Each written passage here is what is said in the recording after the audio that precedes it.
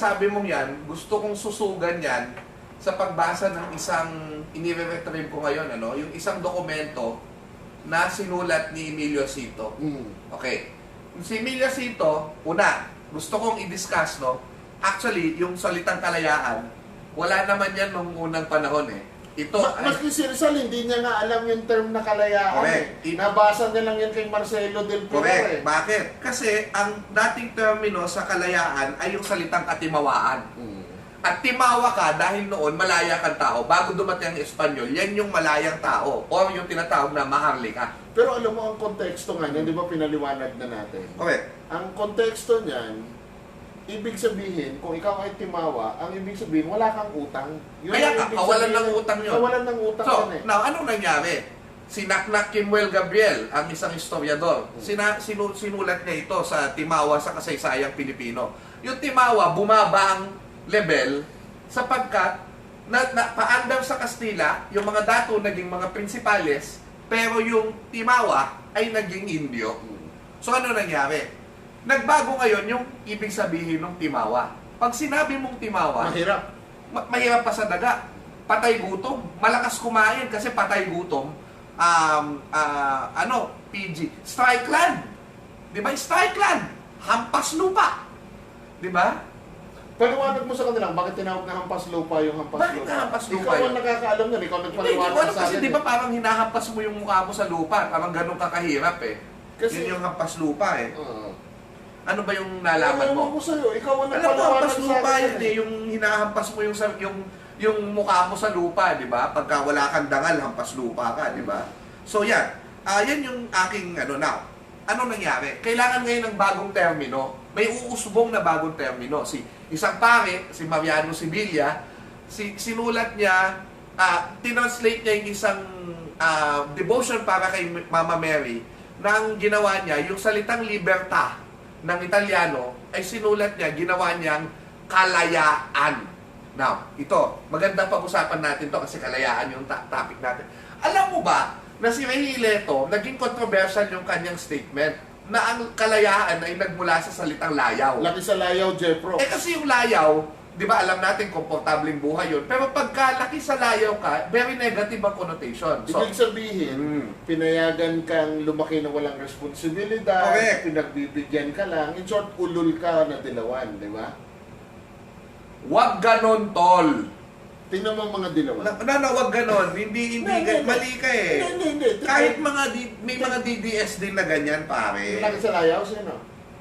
Si Mocha, nagtatrabaho yun. Bakit? Sino nga? Ano, sino? Hindi ko marinig, lakas ako. Sino? Wag ganon, tol. Alam naman natin kung sino yung sinasabi ko Hindi ko alam sino. Dali. Bakit hindi ba laki sa layaw? Sino? Hindi ko marinig, lakas ako. Anyway, tuloy mo. Sinaulo. Tuloy mo. Anyway, hindi, nagbibiroan lang po kami, biro lang. Pero, yung layaw, parang negative. So, sinanaknak Kimuel Gabriel at saka yung ibang mga experts natin, humanap sila ng terms. Pwede pa lang nanggaling ito sa salitang raya. Kasi yung raya, pwedeng maging L yun sa deep, yung mga linguistics Oo, kasi raya. sa wikang Pilipino, ang letters D, L, at saka R ay napagpapalit-palit. Di ba, no? So, halimbawa, sa amin sa may Bisaya, ang tawag sa may buhangin ay baras. O kaya, pag pumunta ka ng Iloilo, nagiging balas. Alam mo yon? Sa Antique, baras yan. Sa Iloilo, nagiging balas. Diba, no? Pagkatapos, So, baras. Marami pa. Marami pang mga example. Look na natin, basta DLR na pagpapalit. So, in Laya ay Raya. Raya kasi, sa wikang Austronesiano, especially Malay, ang raya ay isang taong makapangyarihan. Ang raya ay isang taong malakas. Malaki. No? Well, of course, sabi ng isang professor sa UP, si Professor Noel Chodoro, ang raya kasi pwedeng space Spatial yan. Great. Malaking spasyo. Pero pwede rin ito, ayon sa ilang eksperto, yung tinatawag natin na, yun nga, makapangyarihan, may kakayahan. So kaya, pwedeng yung kalayaan mula sa salitang raya, kasi may radya laya, nung panahon ni Radja Suliman. So, ibig sabihin, may ganon na pangalan. So, yung laya na yon ginamit ni Pari Mariano Sibilia, kalayaan. Tapos, si Rizal gumawa ng isang essay, El Amor Patrio. At yung El Amor Patrio, sinalin ni Marcelo del Pilar para sa Diaryong Tagalog, pag-ibig sa tinubuhang lupa. At yung salitang libertad o freedom ay sinalin ni Marcelo del Pilar sa kalayaan. At ito yung connection dyan, kalayaan. Bakit? Kasi si Padre Mariano Sibilia ay taga Bulacan. Doon din nanggaling si Marcelo H. del Pilar sa Kupang, Bulacan. At kung titignan mo, yung devotion na ginawa ni Pari Mariano Sibilia, yung kalayaan, yung Flores de Maria o ang marikit na bulaklak para kay Maria, ito po yung naging batayan ng ating devotion ngayon na Flores de Mayo. So, yan, sige. Tapos dugtungan natin, no? Isa nga sa pruweba yung word na yan na kalayaan. Pruweba na hindi si Jose Rizal ang nagsulat doon ng famous na tula na sa aking mga kabata.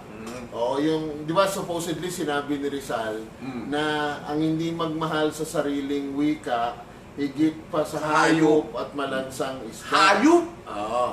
Now, ang pruweba kasi doon, ilang beses kasi doon sa tula na yon lumabas yung salitang kalayaan.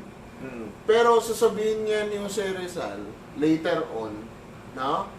In the 1880s, sabihin ni Jose Rizal, hindi siya familiar sa word na kalayaan. Parang sabi niya, ano tong ginamit na word ni Marcelo del Pilar sa aking essay? So, essay niya yon na sinalin del Pilar. Hindi niya alam kung ano yung kalayaan na word. Kasi, ganito, yung konteksto.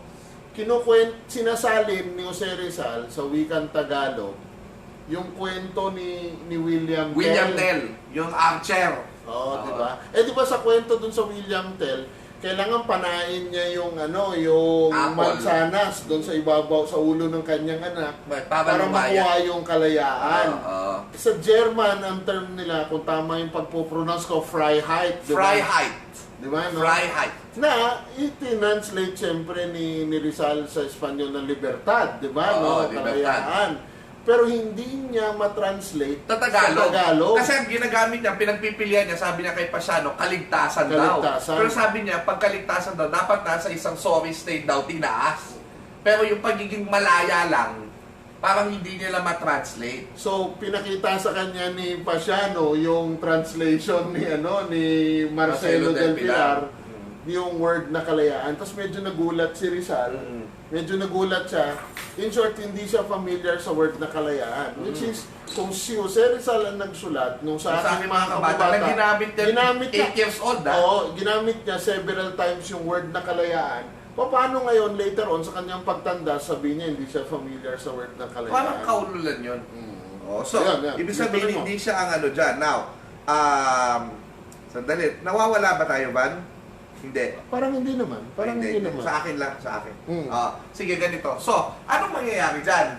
Siyempre, merong mga followers itong Marcelo H. del Pilar, no, sa kanyang influensya at mga writings. Tawagin na lang, itago na lang natin sa pangalang kataas-taasang, kagalang-galang na katipunan or katipunan. Ibig sabihin, actually, gusto ko nang sanayin yung sarili ko na pag binabanggit ko yung katipunan talaga yun Kasi from the word tipon, association.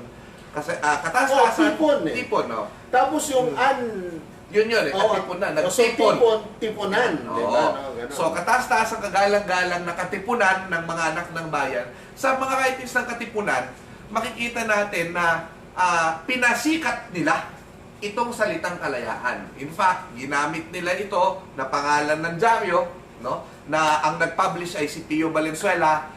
Kumusta ka, Jonathan Balsamo? Di ba? At ang editor nila... kung ganun na, kung papronounce natin na katipunan, ang katipunan, balsa mo ang pag-pronounce natin kay Jonathan. Balsa mo. Ang corny mo Tuloy. Ang corny mo Anyway, so, ano nangyari? Si Emilio Cinto yung editor. Tapos, ito, meron siyang essay, pinapakilala niya, ang tawag doon sa essay ay pahayag. Okay, tandaan nyo, walang kopya ng kalayaan na matatagpuan. Alam lang natin yung contents by description at yung ilang mga natirang mga borador o drops. So alam natin nandun ang pag-ibig sa Tinumbuang Bayan, may na ni Andres Bonifacio yung tula, no, na binatay niya kay Rizal doon sa El Amor Patrio, ha? Nabasa ni Bonifacio yon at iba pang mga sulatin. Yung dapat mabatid ng mga Tagalog. Nandun, no, dapat mabatid naman ito yung history ng Pilipinas. Na nakabasa din naman, Sa sinulat ni Rizal. Sinulat ni Rizal na yung anotasyon niya doon Kay Morga. sa libro ni At Antonio ano de Morga. Van, pati yung mga major essays ni Rizal reflected yon, di ba? Kaya nga next week, advance notice na to, next week, ang magiging topic namin. Kaugnayan ni Rizal at ni Bonifacio ng Kasi Katipunan. birthday ni Rizal sa 19, Oo. pagkakabitin namin si Andres Bonifacio at si Jose Rizal. Unless may invite ko yung ano. Tingnan natin. Anyway, so, yun yung next natin na lesson. So, pinapakilala na, ang problema na walang kopya, itong kopya natin ng katahayag ni Emilio Jacinto, ito po ay nasa wikang Spanish. Pero ang ginawa po ni Virgilio S. Almario ay sinalin niya ulit sa Tagalog. So, retranslation. No? So, ito, Virgilio Almario wording ito. Pero, ano po yung kalayaan? So, yung pahayag na yun ay nagsisimula sa isang kwento. May isang bata daw na umiiyak sa gabi at bigla ay... Batang lalaki, batang babae. Lalaki yata eh. Oh. Kasi Batang kung babae yan, baka si Chow Chua may kasalanan kaya umiiyak eh. Hindi ito lang. Sige. So, anong nangyari, no? Uy. Nawala ka. Ayan. Yung babae biglang lumitaw doon sa Tapos, sabi ng bata, sino ka? Sino ka? Ba't ka umiiyak ako dito? Bakit ka nagpakita?